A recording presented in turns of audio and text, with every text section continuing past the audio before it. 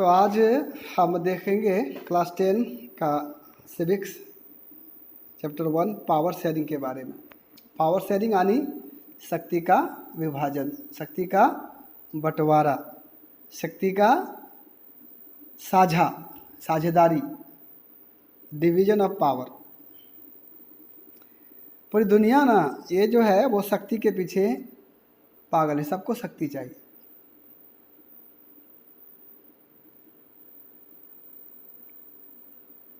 चाहे वो political power हो, इकोनॉमिकल पावर हो, सोशल पावर हो, ये सबको चाहिए। और ये मॉरल भी बोलता है कि एक व्यक्ति के हाथ में शक्ति इकट्ठी ना हो, और ख़ास करके गलत लोगों के हाथ में अगर शक्ति इकट्ठी हो गई, अगर केंद्रित हो गई, तो वह तानाशाह हो जाता है, वह डिक्टेटर हो जाता है और पूरी दुनिया में तबाही मच जाती है।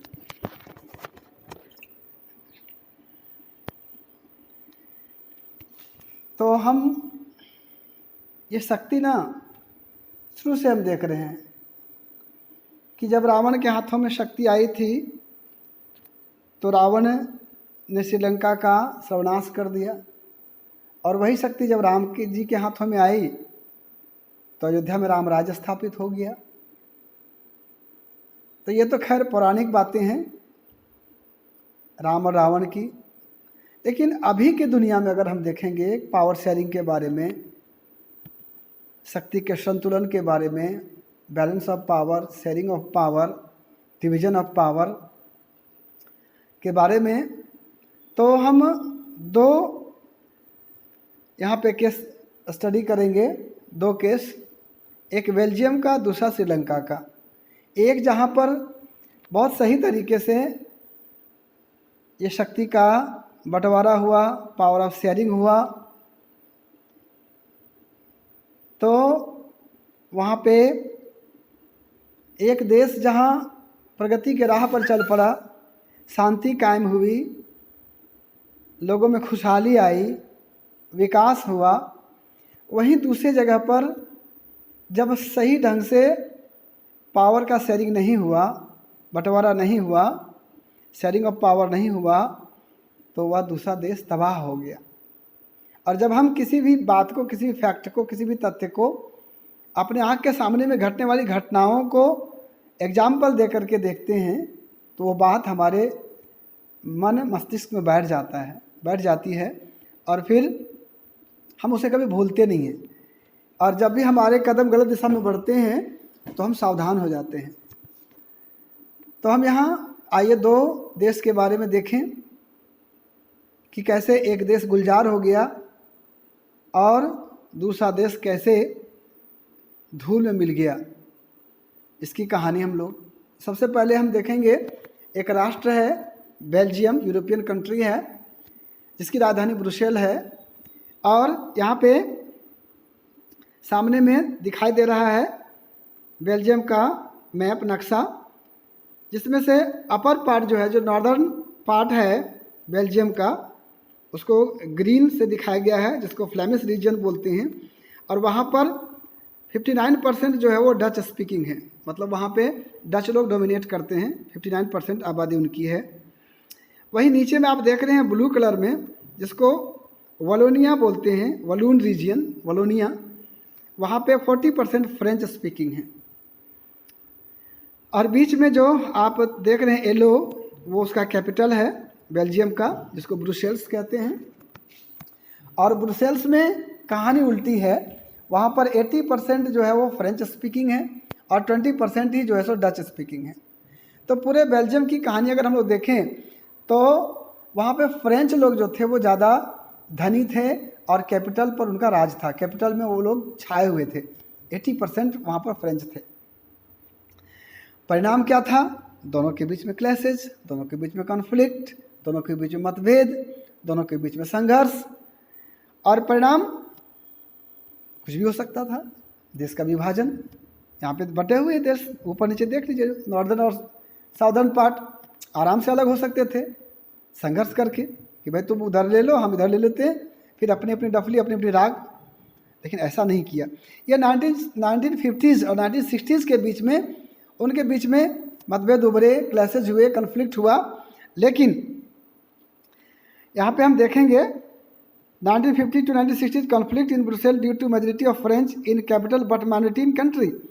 मतलब कैपिटल में मेजोरिटी में थे फ्रेंच और कंट्री में माइनॉरिटी में थे, लेकिन इन्होंने इतनी खूबसूरती के साथ आपस में मिलजुल करके एक पॉलिसी तैयार की देश के हित में, अपने हित में, संघर्ष को टालने के लिए, जिसको हम लोग बोलते हैं accommodation policy.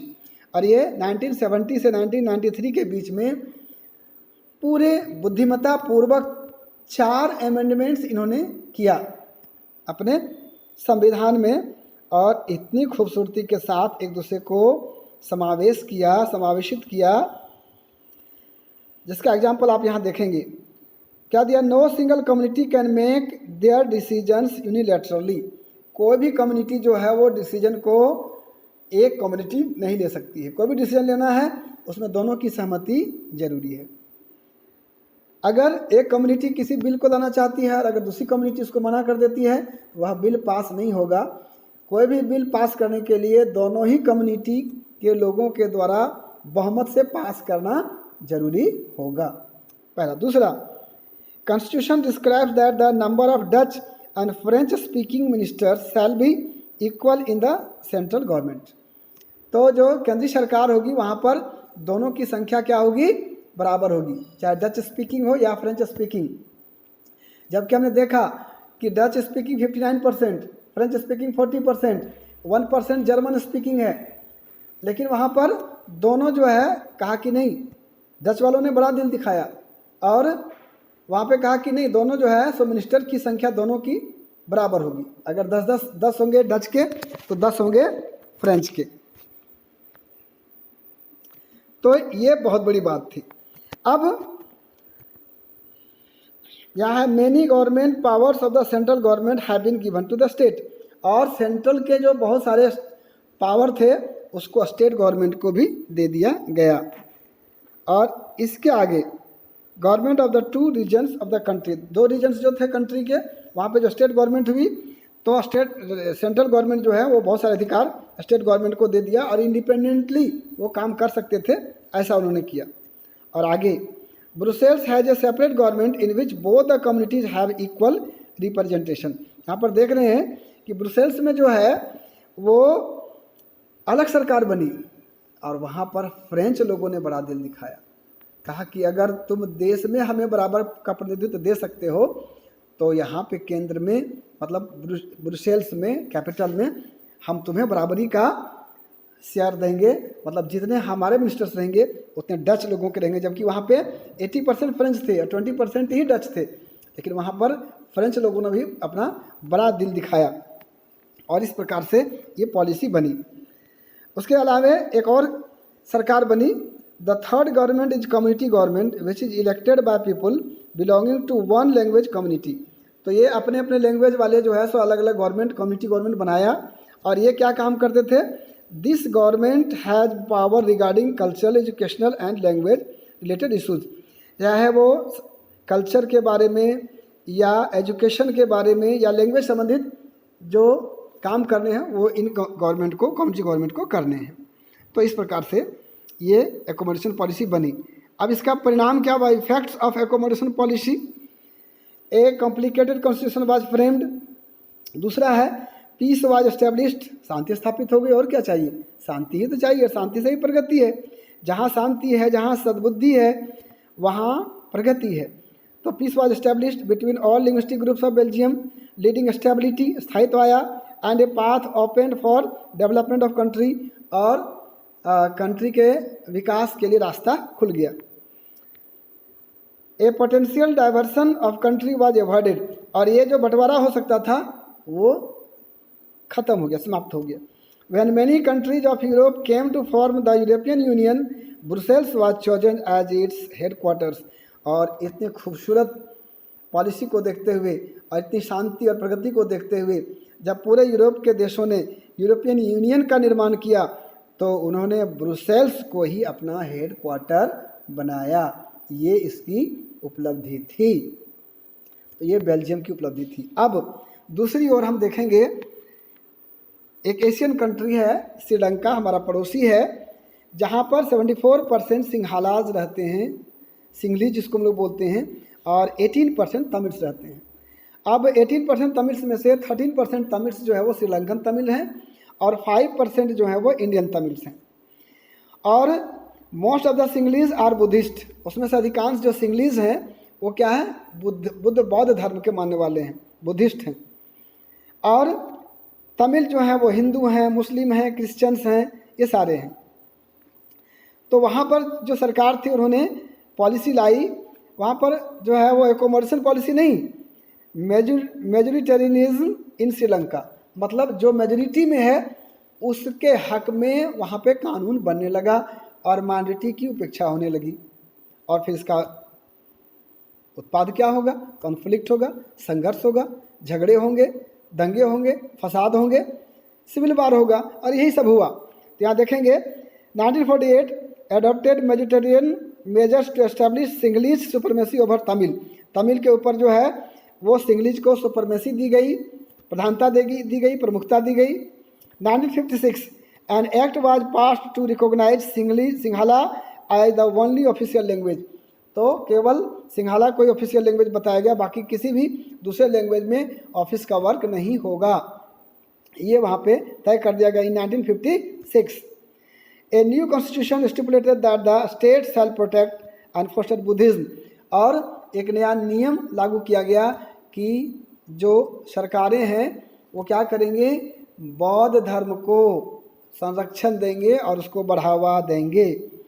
सिंघालाज speakers are preferred both for universities positions and government jobs, और जो सिंघाला बोलने वाले होते थे उनको यूनिवर्सिटी में और गवर्नमेंट जॉब में प्रमुखता दी गई, प्रिफरेंस दिया गया।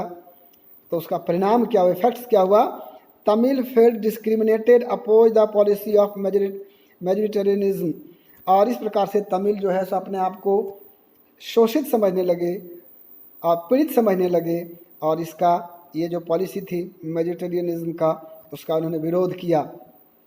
Conflicts arose between both Tamil and Sinhalese community, दोनों के बीच में संघर्ष शुरू हो गया। Demand of new independent Tamil state, और स्वतंत्र तमिल राज्य की मांग होने लगी, और तमिल एलम उसका नाम था। Tamil militant groups are formed, one such was LTTE, और फिर मिलिटेंट ग्रुप्स वहाँ पे तैयार हो गए, जिसको इसमें से एक नाम है LTTE, और फिर मारकाट शुरू हो गया। This was followed by civil war, गृह युद्ध हो गया, and this conflict caused loss of life and properties forcing many to leave the country, और इस प्रकार से वहाँ पे बहुत सारी जिंदगियाँ गई और प्रॉपर्टीज़ वहाँ नुकसान हुआ, और बहुत सारे लोगों को अपना देश छोड़ना पड़ा। जहाँ पे भी देश में दंगा हो, फसाद हो, गृह युद्ध हो, वहाँ से बहुत सारे लोग जो हैं वो देश छोड़ने के विवश हो जाते हैं, और ये वहाँ पर हुआ और देश तबाह हो गया। वहाँ पर कई राष्ट्रपति की हत्या हो गई और बहुत दिनों तक वहाँ संघर्ष चला, और उसी के शिकार हमारे आदरणीय प्रधानमंत्री स्वर्गीय राजीव गांधी भी हुए थे। तमिल जो मिलिटेंट्स थे उनके हाथों में उनकी हत्या हुई थी। तो खैर, अब हम लोग यहाँ पे कंपैरिजन करेंगे क्या, कि एक तरफ जहाँ पीस आया एकोमोडेशन पॉलिसी से, वहीं दूसरी ओर कन्फ्लिक्ट आया, संघर्ष आया। एक तरफ लिव टुगेदर, साथ साथ जीने लगे, रहने लगे, यहाँ पर डिमांड ऑफ सेपरेट स्टेट, यहाँ पर अलग स्टेट की मांग होने लगी। एक तरफ पॉलिटिकल स्टेबिलिटी आई, दूसरी तरफ पॉलिटिकल इनस्टेबिलिटी आई। एक तरफ विकास आया, दूसरी तरफ विकास बाधित हुआ, डेवलपमेंट हिंडर्ड। तो sustainable model of governance, stability, peace and development, ये है इसका लाभ बेल्जियम मॉडल का। So we can say that power sharing reduces fight and conflict between social groups and ensures peace, stability and development. हम लोग कह सकते हैं कि पावर शेयरिंग अगर सही ढंग से हो तो संघर्ष मिटते हैं, विवाद मिटता है सोशल ग्रुप्स के बीच में, और शांति आती है, स्थायित्व आता है, और विकास का रास्ता प्रशस्त होता है। ये हमारा इसके जो है सो प्रूडेंशियल पक्ष हो गया। It is the spirit of democracy, ये जो है वो डेमोक्रेसी की आत्मा है। पावर शेयरिंग, पावर शेयरिंग सही ढंग से हो तभी डेमोक्रेसी जिंदा रह सकती है, डेमोक्रेसी सही ढंग से चल सकती है। तो ये इसका मॉरल पक्ष है पावर शेयरिंग का। ना हम लोग देखेंगे, ये तो हो गया पावर शेयरिंग से क्या होता है। अगर सही पावर शेयरिंग हो तो कैसे विकास का रास्ता खुलता है, और अगर सही पावर शेयरिंग नहीं हो तो कैसे विनाश का भी रास्ता खुलता है। ये दो केस के साथ हमने देखा, एक बेल्जियम और दूसरा श्रीलंका को लेकर के। तो अब देखेंगे पावर शेयरिंग जो होते हैं वो दो तरह के होते हैं। फर्स्ट है हॉरिजॉन्टल पावर शेयरिंग। हॉरिजॉन्टल मतलब पैरेलल, मतलब जो शक्तियाँ होती हैं उनको लगभग एक समान शक्तियाँ होती हैं उनके पास में, राइट्स होते हैं, अधिकार होते हैं। तो इसके अंतर्गत आते हैं लेजिस्लेटिव, एग्जीक्यूटिव एंड जुडिशियरी। तो लेजिस्लेटिव जो लॉ बनाता है, कानून बनाता है। एग्जीक्यूटिव जो उसको इम्प्लीमेंट करता है, जो उसको लागू करता है, जो आईएएस ऑफिसर वगैरह से जो हुए। और लेजिस्लेटिव में जो हमारे एमपी एमएलए हुए। और फिर जुडिशियरी जो ensures that laws are obeyed by legislative and executive. अब लॉ तो बना दिया, तो लॉ बनाने वाले ही लॉ को मान रहे हैं कि नहीं, और लागू करने वाले वो लागू कर रहे हैं कि नहीं, इसकी देखरेख करने वाला जुडिशियरी होता है, जो जिसका हेड सुप्रीम कोर्ट होता है। इसके अलावा स्टेट के जो कोर्ट होते हैं, डिस्ट्रिक्ट के कोर्ट होते हैं, वो इसको इंश्योर करते हैं, लागू करते हैं। We can say that power is check and balanced by each other and all are equally important. यहाँ पर सारे क्या हैं, इक्वली इंपॉर्टेंट हैं, और एक दूसरे के पावर को ये चेक एंड बैलेंस करते हैं। किसमें? हॉरिजॉन्टल पावर शेयरिंग में। लेकिन ये दूसरा जो तरीका है वो वर्टिकल पावर शेयरिंग। वर्टिकल ऊपर से नीचे, मतलब ऊपर वाले को ज़्यादा पावर, उससे कम, फिर नीचे वाले को, फिर सबसे नीचे वाले को सबसे कम पावर, और सबसे कम क्षेत्र, छोटा क्षेत्र। तो इसके अंतर्गत आता है सेंट्रल गवर्नमेंट या यूनियन गवर्नमेंट जिसको हम बोलते हैं, जिसके पास सबसे अधिक पावर होता है। उसके नीचे होता है स्टेट गवर्नमेंट, राज्य की सरकारें होती हैं। और फिर उसके नीचे होता है लोकल गवर्नमेंट, लोकल बॉडी जो होते हैं पंचायत लेवल का, जिला परिषद लेवल की होती हैं। इसको 3 टायर बोलते हैं, त्रिस्तरीय हम जो है वो पावर शेयरिंग बोलते हैं। इसके अलावा जो है some other form of power sharing are, तो इसके अलावा भी क्या होते हैं, power sharing among different social groups. Example reservation in education, job and politics. मतलब जो हम रिजर्वेशन के रूप में, जैसे जहाँ पर SC ST लोग ज़्यादा हैं, जहाँ पर OBC लोग ज़्यादा हैं, उनके लिए हम सीट आरक्षित करते हैं कि ताकि वही जीतें। महिलाओं के लिए सीट हम आरक्षित करते हैं। तो इस प्रकार से पावर शेयर करते हैं डिफरेंट सोशल ग्रुप्स में। फिर है दूसरा power sharing between different political parties. Example coalition government, मतलब जब किसी सरकार को पूर्ण बहुमत नहीं मिला तो 2-3 पार्टियां मिलकर के कोलिशन गवर्नमेंट जो है वो मिलीजुली सरकार बनाती हैं। और वहाँ पर पावर का वितरण होता है कि भाई जिसका सबसे अधिक MLA है वो चीफ मिनिस्टर बनेगा, सेकेंड में जो उसका जो है सो उप मुख्यमंत्री बनेगा, वाइस चीफ मिनिस्टर बनेगा, इसके अलावा 2 मंत्री तुम्हारा बनेगा, 3 मंत्री तुम्हारा बनेगा। इस प्रकार से पावर का शेयर किया जाता है और कोलिशन गवर्नमेंट का निर्माण होता है। थर्ड है power sharing among pressure groups and movements. Pressure groups also get their share in the power. Example trade unions, ASSOCHAM, students union. तो ये जो पावर ग्रुप्स होते हैं, मूवमेंट्स लाने वाले लोग होते हैं, वो भी अपना हिस्सा पावर का लेते हैं। जैसे कि स्टूडेंट यूनियंस जो हुआ, मान लो कि किसी संस्था में, किसी इंस्टीट्यूशन में, किसी कॉलेज में मनमानी फीस बढ़ोतरी हुई, तो वहाँ पर स्टूडेंट यूनियन जो है वो जा कर के हल्ला गुल्ला करते हैं और फिर फ़ी को, बढ़े हुए फ़ी को वापस लेना पड़ता है। इस प्रकार से वो अपनी ताकत का इस्तेमाल करते हैं। उसी प्रकार से ट्रेड यूनियंस जो है उनके खिलाफ़ अगर कोई कार्रवाई हुई, ट्रेड बिजनेस में अगर टैक्स वगैरह की वृद्धि अनाप शनाप हुई, तो वहाँ पर वो विरोध करते हैं और फिर अपने हक को प्राप्त करते हैं, अपने माने पावर में का शेयर करते हैं। तो इस प्रकार से पावर शेयरिंग को हमने देखा कि अगर पावर शेयरिंग सही ढंग से किया जाए तो देश जन्नत हो सकता है, और अगर पावर शेयरिंग में भेदभाव हुआ, अगर सबका ध्यान नहीं रखा गया, अगर पावर एक हाथ में केंद्रित हो गया, तो वह देश जहन्नुम भी बन सकता है, वह देश तबाह भी हो सकता है, बर्बाद हो सकता है। और फिर केवल इसको पढ़ा ही नहीं, हमने देखा अपने आँखों के सामने में 2 उदाहरण के साथ, एक बेल्जियम और दूसरा श्रीलंका। तो ध्यान रखें, जहाँ भी आप हों तो वहाँ पर पावर शेयरिंग सही ढंग से होना चाहिए, तभी वह संस्था, वह राष्ट्र, वह स्टेट आगे बढ़ सकता है। तो इन दो केसेस से हमने देखा। तो ये था सिविक्स का चैप्टर नंबर 1।